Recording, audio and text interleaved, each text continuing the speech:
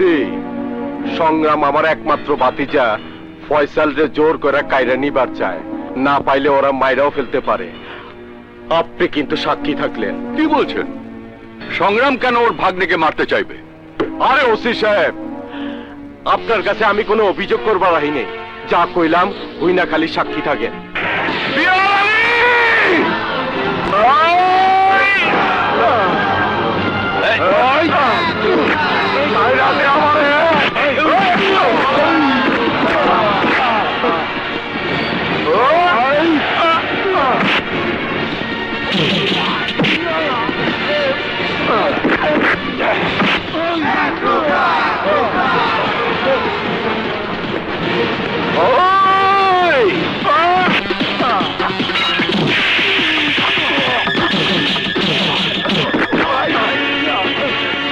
আমারে আজকে আমি খুন করে ফেলাবো।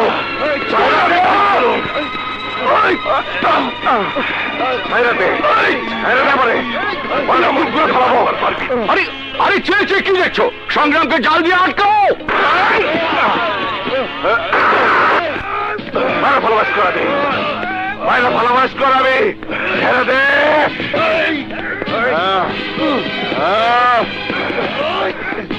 এখানে বসো। আমার কৃষ্ণা ছেড়ে দে, ছেড়ে দে বলে। ছাইরা দে। একরকমই বাদ দাও, শান্ত হও।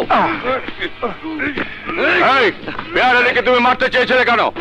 ওসি সাহেব আমার ছাইরা দেন, ওরে শেষ না করা পর্যন্ত আমি শান্ত হব না।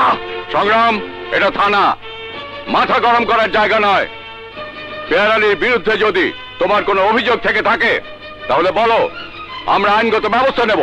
ওর বিরুদ্ধে আইনের কাছে আমার কোনো অভিযোগ নাই। আইন আর কিছুই করতে পারবো না, যা করো আমি করব। সংগ্রাম, তোমার এই একরোখা স্বভাবের জন্যে এই এলাকায় যত অশান্তি। পেয়ারালি, সংগ্রামের বিরুদ্ধে তোমার কি অভিযোগ?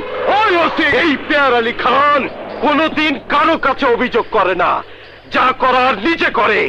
ওর বিরুদ্ধে আমার কোনো অভিযোগ নাই, কোনো অভিযোগ নাই।